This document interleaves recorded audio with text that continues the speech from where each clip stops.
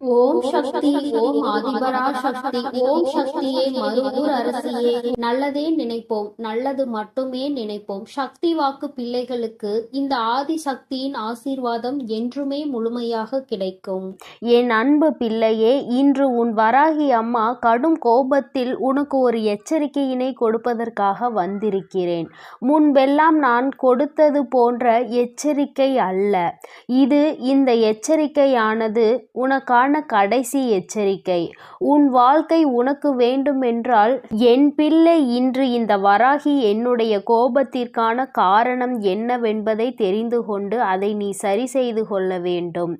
என் தங்கமே, அம்மா அத்தனை எளிதாக எல்லாம் என் பிள்ளையின் மீது கோபம் பட்டு விடுவது கிடையாது. எத்தனை முறை நீ என்னை பார்த்து என்னவெல்லாம் சொல்லி இருக்கின்றாய். உன் தாயானவள் என் மீது நம்பிக்கை இல்லாமல் நீ நடந்து கொண்டிருக்கிறாய். ஆனால் அதற்கெல்லாம் உன் தாயானவள் ஒரு நாளும் கோபப்பட போவது கிடையாது, கோபப்பட்டதும் கிடையாது. என் குழந்தையே, உன் தாயானவளுக்கு உன் மீது கோபம் வருகிறது என்றால் நீ செய்கின்ற செயல் ஏதோ ஒன்று உன்னுடைய வாழ்க்கையை வெகுவாக பாதிக்கின்றது. அம்மா, என் வாழ்க்கை என் கையை விட்டு செல்கின்ற நிலையில் இருந்து கொண்டிருக்கிறது என்று அழுது புலம்புகின்றாய் அல்லவா? அது சென்றதற்கான காரணம் என்னவென்பதை ஒரு முறையாவது நீ புரிந்து கொள்ள முயற்சி செய்தாயா? என் தங்கமே, மற்ற விஷயங்களாக இருக்கும் பட்சத்தில் அதற்கு காரணத்தை நீ தேட வேண்டிய அவசியம் கிடையாது. முயற்சிகளை மட்டும் மேலும் மேலும் செய்து கொண்டிருக்கலாம். இது உன்னுடைய வாழ்க்கை சம்பந்தப்பட்டது அல்லவா? இந்த வாழ்க்கை உனக்கு ஒரு கஷ்டத்தை கொடுக்கிறது என்றால் என் தங்கமே, உன்னுடைய உறவினர்கள் உன்னை விட்டு பிரிந்து செல்கின்றார்கள் என்றால் அதற்கான காரணத்தை நீ நிச்சயமாக தெரிந்து கொள்ள வேண்டும். உன்னால் தான் இது நடக்கிறதா அல்லது வேறு யாரேனும் இது போன்ற செயல் நடக்க வேண்டும் என்று செய்து கொண்டிருக்கிறார்களா என்று. என் தங்கமே, இதை நீ தெரிந்து கொண்டால் மட்டும்தான் உன் வாழ்க்கையை நீ நிச்சயமாக காப்பாற்றிக் கொள்ள முடியும் என்பதை முதலில் நீ புரிந்து கொள்ள வேண்டும். என் தங்கமே, ஒவ்வொரு நாளும் நீ ஒவ்வொரு விதமான பிரச்சனைகளை சந்தித்தாலும் சில நேரங்களில் சில பிரச்சனைகள் உனக்கு அதிகமான சந்தோஷத்தை தந்துவிடும். ஏனென்றால் இந்த பிரச்சனை வந்ததனால்தான் நமக்கு நல்ல முடிவு கிடைத்தது என்கின்ற எண்ணத்தை உனக்குள் உருவாக்கி கொடுக்கும். என் குழந்தையே, சரி, எதுவாக வேண்டுமானாலும் இருந்துவிட்டு போகட்டும். இன்று நீ செய்த தவறு என்னவென்று அம்மா உனக்கு சொல்கிறேன். என் தங்கமே, நீ ஒருவரிடத்தில் அதிகமாக நட்போடு பழகி வருகிறாய். அவர்களிடத்தில் எப்பொழுதும் உன்னுடைய மனதில் இருக்கின்ற வேதனைகளாக இருந்தாலும் சரி, சந்தோஷமாக இருந்தாலும் சரி, பகிர்ந்து கொண்டு வருகின்றாய். என் தங்கமே, இப்படி நீ செய்து கொண்டிருக்கின்ற நேரத்தில் அவர்கள் நீ பேசுகின்ற விஷயத்தை பற்றியெல்லாம் என்ன செய்து கொண்டிருக்கிறார்கள் தெரியுமா? என் குழந்தையே, அவர்கள் உனக்கு வேண்டாதவர்களிடத்தில் இந்த விஷயத்தை பற்றியெல்லாம் சொன்னார்கள். நீ எதையெல்லாம் ரகசியம் என்று நினைத்து அவர்களிடம் சொன்னாயோ அதை அவர்கள் மற்றவர்களிடத்தில் சொல்லிக் கொண்டிருக்கிறார்கள். என் பிள்ளையே, நீயோ இதை பற்றி அறியாமல் மீண்டும் மீண்டும் அவர்களிடத்தில் தான் எல்லா விஷயங்களையும் சென்று சொல்லிக் கொண்டிருக்கிறாய். இதனால் இன்று உன் வாழ்க்கையில் நடந்த மிக பெரிய பிரச்சனை என்ன தெரியுமா? என் தங்கமே, நீ உன்னுடைய துணையை பற்றி பேசிய சில விஷயங்கள் எல்லாம், அதாவது நீ சந்தோஷமாக இருக்கும் பொழுது பேசிய வார்த்தைகளை தவிர்த்து நீ உனக்கும் உன் துணைக்கும் இடையில் பிரச்சனைகள் ஏற்படும் பொழுது அவர்களிடம் அதனை பற்றி சொன்ன விஷயங்கள் எல்லாவற்றையும் அப்படியே ஒன்று விடாமல் எல்லோரிடத்திலும் அவர்கள் சொல்லிவிட்டார்கள். இந்த வார்த்தைகள் எல்லாமே இப்பொழுது உன்னுடைய துணைக்கும் தெரிய வந்ததுதான் இப்பொழுது விளைவாக இருக்கிறது. இன்று உன் வாழ்க்கையில் ஏற்பட்டிருக்கின்ற இத்தனை பிரச்சனைகளுக்கும் காரணம். என் தங்கமே, நான் அவர்களை நம்பிதானே சொன்னேன். அவர்கள் இப்படியெல்லாம் சொல்வார்கள் என்று நினைக்கவில்லையே என்று என்னிடத்தில் காரணத்தை ஒரு பொழுதும் சொல்லாதே. அம்மா 1000 முறை உனக்கு எச்சரிக்கை கொடுத்திருக்கிறேன். என் தங்கமே, எந்த ஒரு விஷயமானாலும் அதிலும் குறிப்பாக உன்னுடைய வாழ்க்கை துணையை பற்றிய விஷயங்களை யாரிடத்திலும் சொல்லாதே. ஏனென்றால் இன்றோடு முடிந்து போகின்ற வாழ்க்கை அல்ல இது. உன்னுடைய வாழ்க்கை துணை உன்னோடு காலம் முழுவதும் பயணிக்கக்கூடியவர்கள். அவர்கள் உனக்கு எல்லா கஷ்ட நஷ்டங்களிலும் எல்லா துன்பங்களிலும் இன்பங்களிலும் உடன் இருக்கக்கூடியவர்கள். எந்த சூழ்நிலையிலும் அவர்களை பற்றி மற்றவர்களிடத்தில் நீ பேசுவாயானால் அந்த விஷயம் அவர்கள் காதுகளுக்கு ஒரு நாள் வரும் பொழுது நிச்சயமாக அது உன்னுடைய வாழ்க்கையில் மிகப்பெரிய பிரச்சனையை ஏற்படுத்தி கொடுக்கும் என்பதை நீ மறந்து விட்டாயா? பொதுவாகவே வாழ்க்கை துணை என்பது இருவருக்கும் இடையில் எந்த ஒரு ஒளிவு மறைவும் இருக்கக்கூடாது. எந்த ஒரு விஷயங்களாக இருந்தாலும் ஒருவருக்கொருவர் பகிர்ந்து கொண்டு அந்த விஷயத்திற்கு நல்ல தெளிவினை பெற வேண்டும். இப்படி வாழ்ந்தால் மட்டும்தான் அந்த வாழ்க்கை நல்லபடியாக இருக்கும். மாறாக இவர்கள் வாழ்க்கையை பற்றி மற்றவர்களிடத்தில் சென்று சொல்லி அதை அவர்கள் காதால் கேட்கும் பொழுது நாம் இத்தனை நாள் வாழ்ந்த வாழ்க்கைக்கான பலன் என்ன இருக்கிறது? இவர்கள் நம்மை பற்றி இத்தனை எளிதாக அடுத்தவர்கள் இடத்தில் சென்று குறை சொல்லி விட்டார்களே என்று யோசிப்பார்கள். என் தங்கமே, இந்த மன வருத்தத்திற்கு நீதானே காரணமாக இருக்கின்றாய் என்பதை முதலில் புரிந்துகொள். என் குழந்தையே, அம்மா நான் இது போன்ற செயலை எல்லாம் செய்யவில்லையே என்று சொல்வாயானால் நிச்சயமாக இந்த வாக்கு உனக்கானது அல்ல. என் தங்கமே, யார் ஒருவர் தன்னுடைய எல்லா விஷயங்களையும் அவர்களுக்கு அருகில் இருக்கின்ற ஒருவரை துணையென்று நினைத்து அவர்களிடத்தில் மணிக்கணக்கில் உட்கார்ந்து அனைத்து விஷயங்களையும் சொல்லுகிறார்களோ இது அவர்களுக்கான பதிவு. என்னிடத்தில் ஒரு நாளும் மறுக்க முடியாது. என்னதான் சொன்னாலும் இது உண்மை. ஏனென்றால் உன் அம்மா இதையெல்லாம் கண்கூடாக கண்ட விஷயங்கள். நீ என்ன செய்கிறாய், என்ன சொல்கின்றாய், எப்படியெல்லாம் நடந்து கொள்கின்றாய் என்பதை பற்றி உன் அம்மா நான் கண்ணார கண்டு கொண்டிருக்கிறேன். எந்த நேரத்தில் நீ எப்படியெல்லாம் உன் வாழ்க்கையில் நடக்கின்ற விஷயங்களை மாற்றிக்கொள்வாய் என்பதும் எனக்கு நன்றாக தெரியும். என் தங்கமே, என்னுடைய கோபத்திற்கு காரணம் இது ஒன்றுதான். நீ எப்படி வேணுமானாலும் இருந்து விட்டு போ. உனக்கு எத்தனை மன கஷ்டங்கள் உன் வாழ்க்கை துணையோடு இருந்தாலும் அதை அவர்களோடு மட்டும்தான் நீ பேசி தீர்க்க வேண்டும். அருகில் உள்ளவர்களிடம் எல்லாம் சென்று சொல்லிக் கொண்டு இருக்காதே. வாழ்க்கையில் எப்பொழுது பிரச்சனைகள் ஏற்படும், இவர்களுக்கு நடுவே குளிர் காயலாம் என்று நினைக்கின்ற மனிதர்கள் நிறைய பேர் இருக்கின்றார்கள். அது மட்டும் அல்லாமல் சுற்றி எத்தனையோ தேவையில்லாத உறவுகள் இருந்து கொண்டிருக்கும் பொழுது இது போன்ற ஒரு சிறிய பிரச்சனை உன் வாழ்க்கையில் நடந்துவிட்டது என்றாலே அது அவர்களுக்கு மிகப்பெரிய பொழுதுபோக்காக மாறிவிடும். என் தங்கமே, தவறு வரக்கூடாது என்று நான் சொல்லவில்லை. பிரச்சனைகள் ஏற்படக்கூடாது என்றும் நான் சொல்லவில்லை. ஏனென்றால் எப்பொழுதுமே அமைதியாக இருப்பதற்கு உணர்ச்சிகள் என்ற ஒன்று இல்லை என்று அல்லவா ஆகிவிடும். அதனால் சில பல விஷயங்களை பற்றி பேசும் பொழுது மனசாபங்களும் எதிர்கருத்துகளும் வரத்தான் செய்யும். ஆனால் அவற்றை உன்னுடைய இல்லத்தில் உனக்குள் இருக்கின்ற அந்த 4 சுவற்றுக்குள் வைத்து கொள்ள வேண்டுமே தவிர ஒருபொழுதும் இது போன்ற எண்ணங்கள் கொண்ட மனிதர்களுக்கு மத்தியில் அதை நீ வெளிப்படுத்த கூடாது என்றுதான் உன் அம்மா நான் சொல்கின்றேன். யாரிடத்தில் என்ன விஷயத்தை பகிர்ந்து கொள்கிறோம் என்பதில் அதிக கவனம் தேவை. என் தங்கமே, நீ நினைக்கலாம் என்னுடைய தாய் தானே, அதனால் தானே சொன்னேன், என்னுடைய உடன் பிறந்தவர்கள் தானே, அதனால் தானே சொன்னேன் என்று. ஆனால் நீ சொன்னதை அவர்கள் அப்படியே மனதில் வைத்திருப்பார்கள் என்று நினைத்து கொண்டிருக்கிறாயா? நிச்சயமாக கிடையாது. அவர்களுக்கு பொழுது போக வேண்டும் என்றால் யார் அவர்களோடு நன்றாக பேசுகின்றார்களோ அவர்களிடத்தில் இந்த விஷயங்களை எல்லாம் சொல்லிவிட்டு வந்து விடுவார்கள். அதனால் நீதான் சொல்ல வேண்டும் என்று அவசியம் கூட இல்லை. உன்னோடு இருப்பவர்கள், உனக்கு நெருக்கமானவர்கள் கூட இது போன்ற மற்றவர்களிடத்தில் அந்த விஷயங்களை பகிர்ந்து கொள்ள வாய்ப்புகள் அதிகமாக இருக்கிறது. அதனால்தான் உன் அம்மா உன்னிடத்தில் இப்பொழுது சொல்கிறேன், எப்பொழுதும் எந்த ஒரு சூழ்நிலையிலும் உன்னோடு உடன் நிற்பவர்களை யாரிடத்திலும் விட்டு கொடுத்து விடாதே. குறிப்பாக மற்றவர்கள் முன்னிலையில் பேசும் பொழுது அதிகமான கவனம் வேண்டும். அவர்களுக்கென்று இருக்கின்ற மரியாதையை யார் முன்னிலையிலும் நீ விட்டு கொடுத்து விடக்கூடாது. என் தங்கமே, இன்றாவது இந்த அம்மாவினுடைய கோபத்திற்கான காரணத்தை நீ புரிந்து கொண்டிருப்பாய் என்று நினைக்கின்றேன். ஒருவருக்கொருவர் விட்டு கொடுத்து வாழ்க்கையில் எல்லா கஷ்டங்களிலும் பங்கெடுத்து கொண்டு வாழ வேண்டும். ஒருபொழுதும் மற்றவர்கள் முன்னிலையில் விட்டு கொடுக்க கூடாது.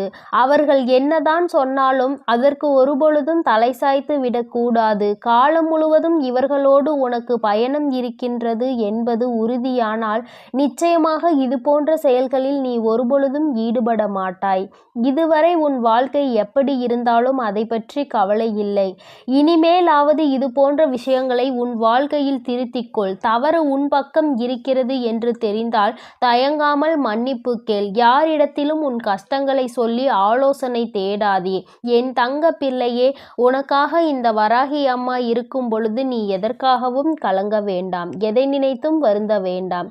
நீ நல்லதையே நினை. உன் வாழ்வில் எப்பொழுதும் உன் அம்மா உனக்கு நல்லதை மட்டுமே செய்து கொடுப்பேன். என் அன்பு பிள்ளையே, நீ அழுதது எல்லாம் போதும். என் தங்கமே, நீ அழுத காலம் எல்லாம் முடிந்து உன்னுடைய கஷ்ட காலங்களுக்கு எல்லாம் முடிவினை தருவதற்காக உன் அம்மா இன்று வந்திருக்கின்றேன். என் தங்கமே, நீ நினைக்கலாம், அம்மா கஷ்ட காலம் என்றுதான் முடிய போகிறது, நீயும் முடிந்துவிடும் என்று சொல்லிக்கொண்டே இருக்கின்றாய்.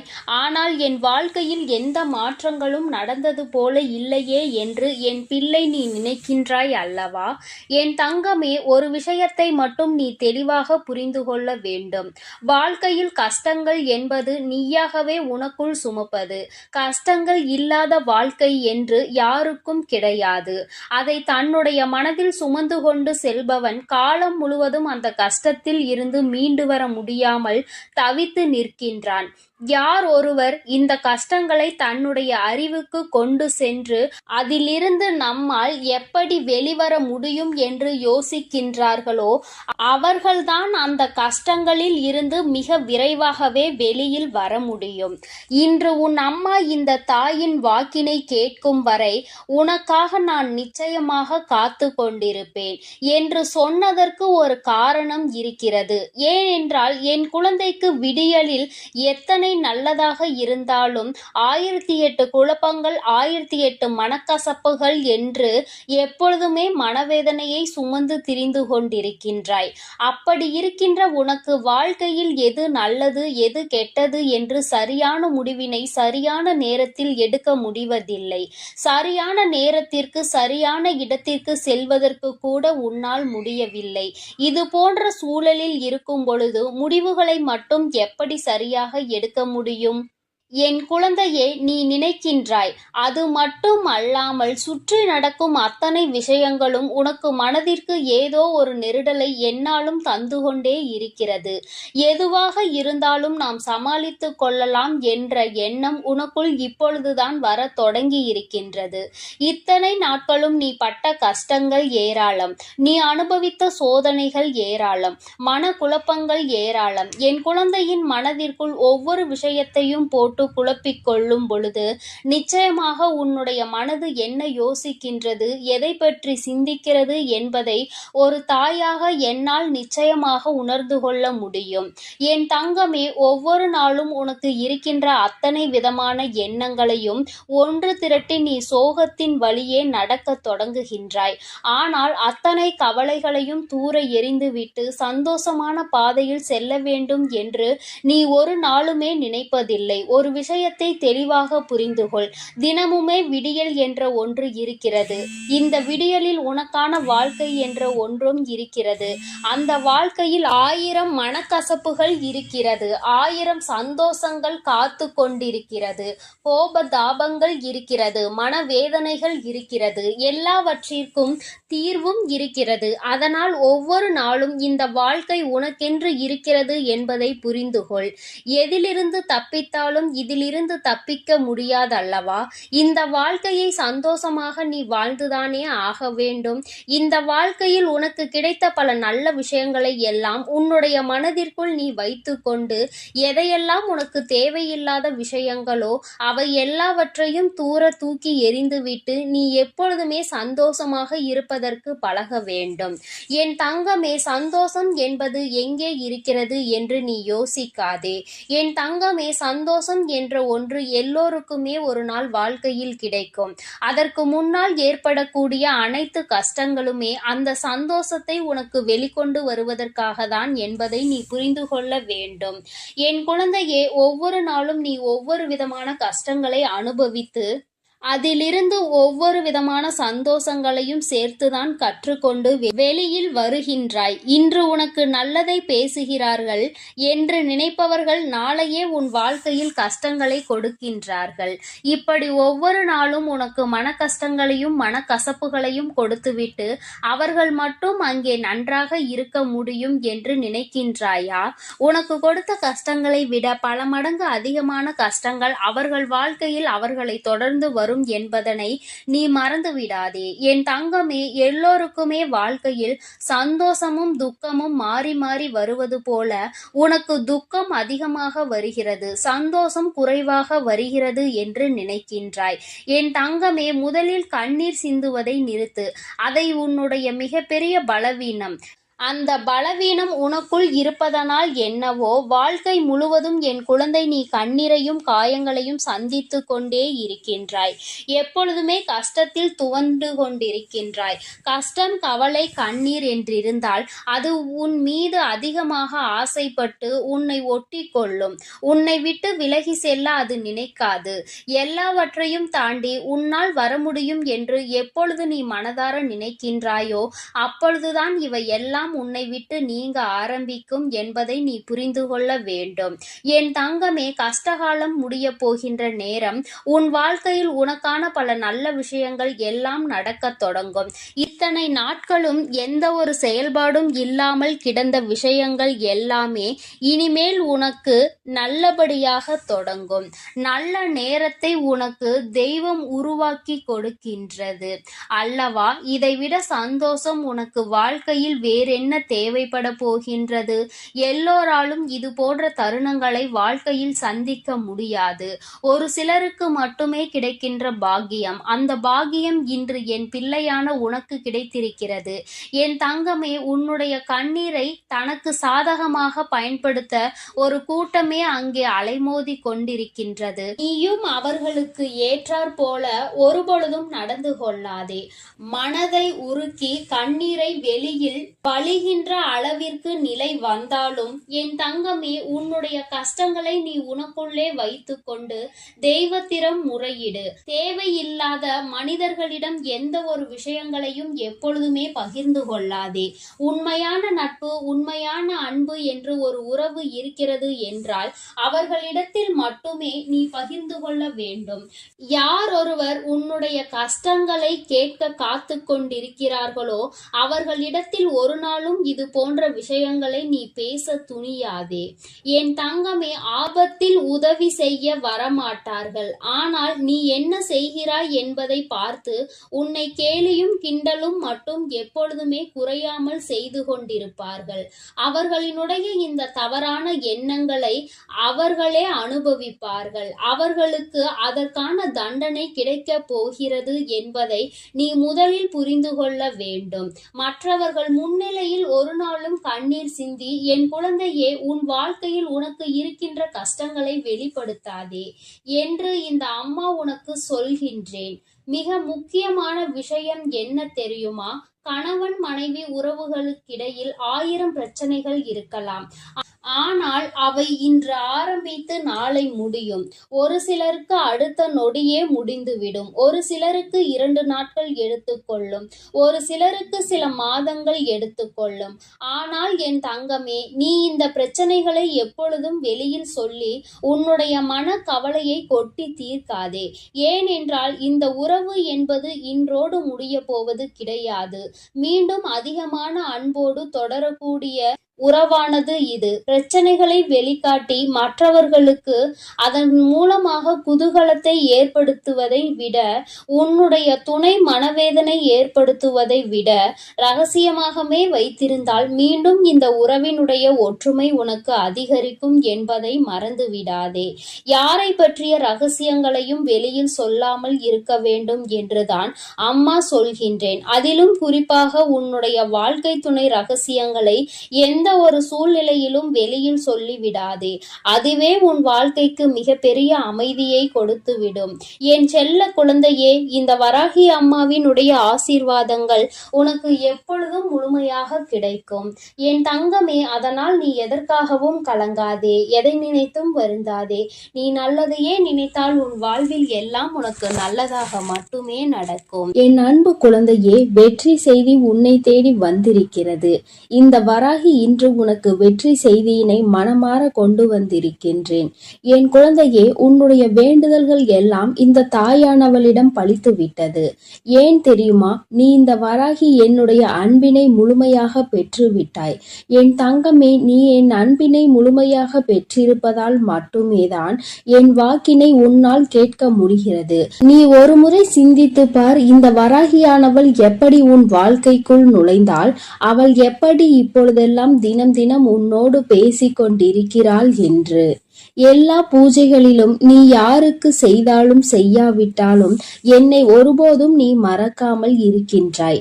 நான் உன்னிடம் கேட்டதையும் கேட்காததையும் தினமும் எனக்கு அள்ளி அள்ளி கொடுக்கின்றாய். என் தங்கமே, நீ என் மனதிற்குள் நீங்காத இடத்தில் இப்பொழுது அமர்ந்து விட்டாய். என் குழந்தை என் மீது எத்தனை அன்பு கொண்டிருக்கிறது என்பதை நான் இப்பொழுது புரிந்து கொண்டேன். என் குழந்தை இவையெல்லாம் எனக்கு செய்யுமா செய்யாதா என்று மனதளவில் கூட நான் சந்தேகப்படவில்லை. ஏனென்றால் என் குழந்தை எனக்கு செய்யும் என்று நன்றாக தெரியும் அல்லவா? நீ என் மீது எத்தனை அன்பு வைத்திருக்கிறாய் என்பதை நான் ஏற்கனவே பல முறை பல பஞ்சமிகளில் நீ எனக்கு செய்த பூஜைகளில் நான் புரிந்து கொண்டேன். என் குழந்தை, நிச்சயமாக இந்த வராகி இத்தனைக்கும் பிறகும் உன்னுடைய வேண்டுதல்களை நிறைவேற்றி தராமல் போய்விடுவேனா என்ன? என் குழந்தை, மனமுருகி என்னிடம் கேட்ட வேண்டுதல்களை எல்லாம் நான் நிச்சயமாக நிறைவேற்றி கொடுக்கின்றேன். நீ இந்த அம்மாவிடம் மனமுருகி கேட்டது, என்னிடம் உனக்கு தந்தே தீர வேண்டும் என்று கேட்டது, வாழ்க்கையில் ஏற்பட்ட பல மாற்றங்களுக்கான தீர்வினை கேட்டதும், உன்னை காயப்படுத்தியவர்களுக்கான தண்டனையை கேட்டதும், உன்னிடம் இருந்து கொண்டே உனக்கு துரோகங்களை செய்தவர்களுக்கான நல்ல பாடத்தினை கேட்டதும், இவை எல்லாவற்றையும் உனக்கு அம்மா நிறைவேற்றி கொடுக்கின்றேன்.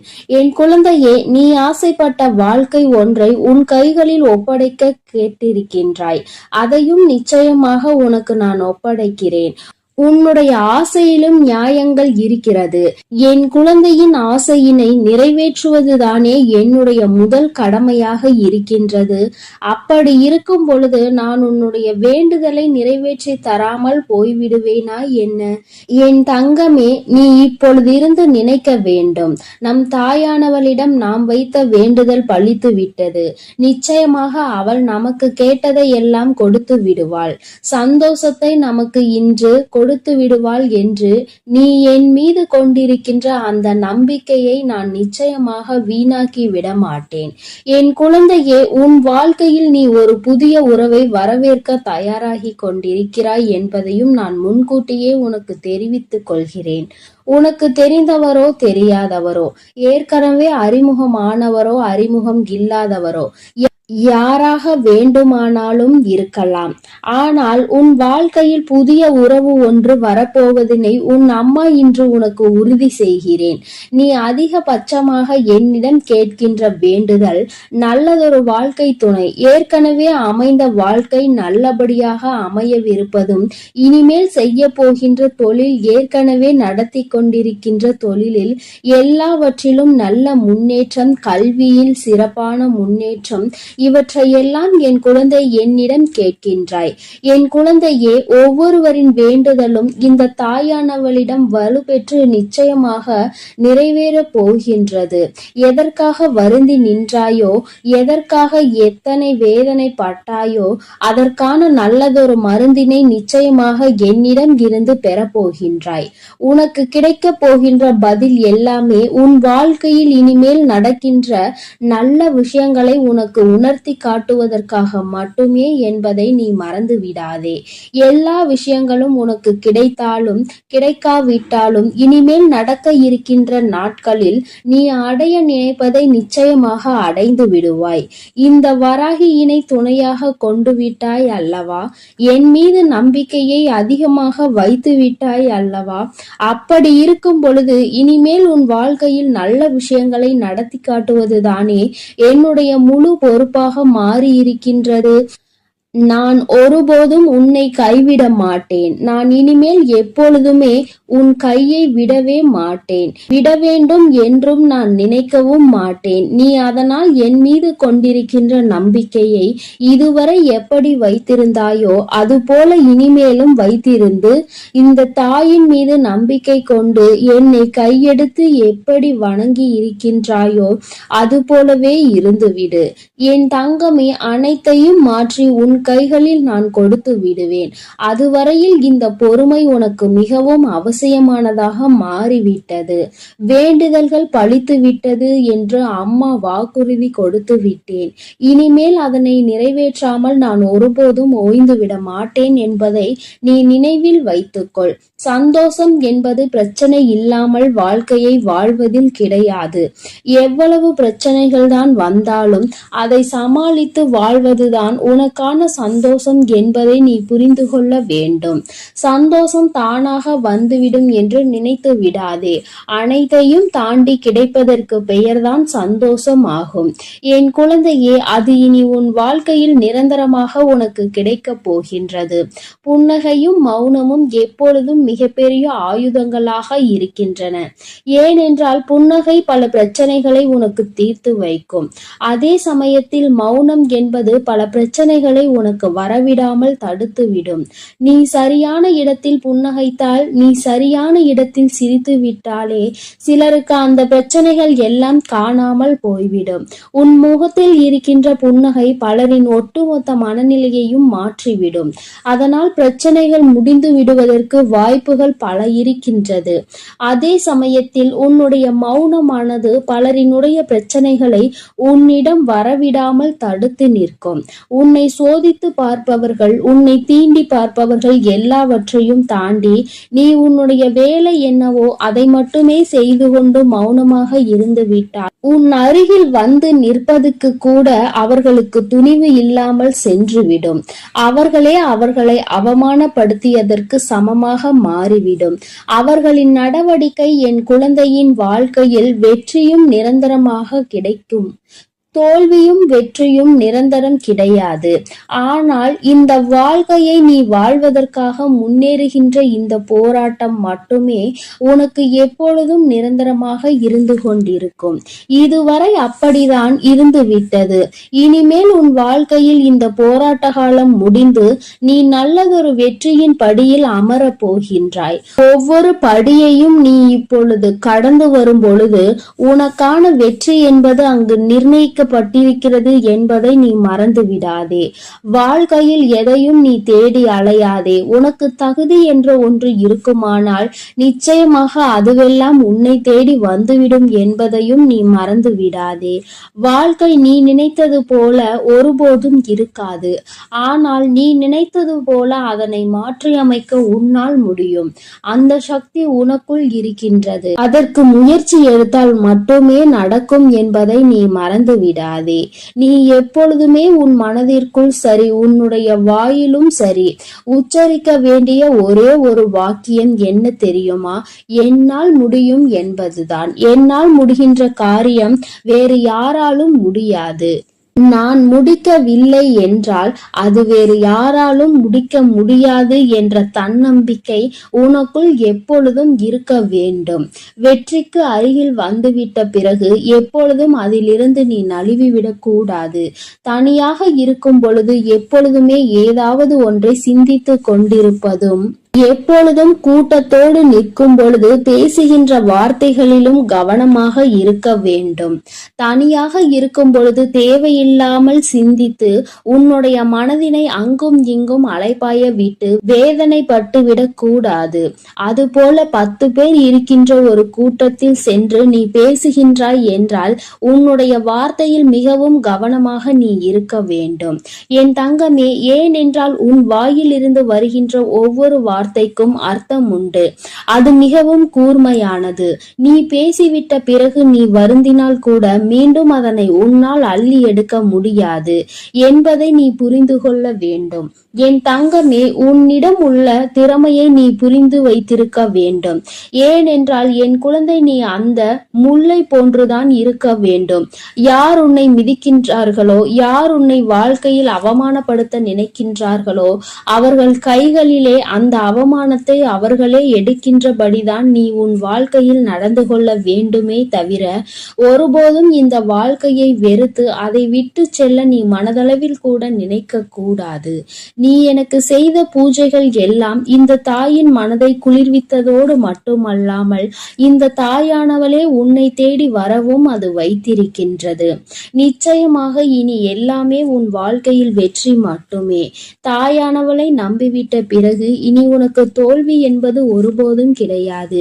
என் செல்ல குழந்தைக்கு இந்த தாயானவளினுடைய ஆசீர்வாதங்கள் எப்பொழுதும் முழுமையாக கிடைக்கும். என் தங்கமே, அதனால் நீ எதற்காகவும் கலங்காதே, எதை நினைத்தும் வருந்தாதே. நீ நல்லதையே நினைத்தால் உன் வாழ்வில் எல்லாம் உனக்கு நல்லதாக மட்டுமே நடக்கும். என் அன்பு குழந்தைக்கு இந்த ஆதிபரா சக்தியின் அன்பும் ஆசீர்வாதமும் முழுவதுமாக கிடைக்கும். ஓம் சக்தி, ஓம் ஆதிபரா சக்தி.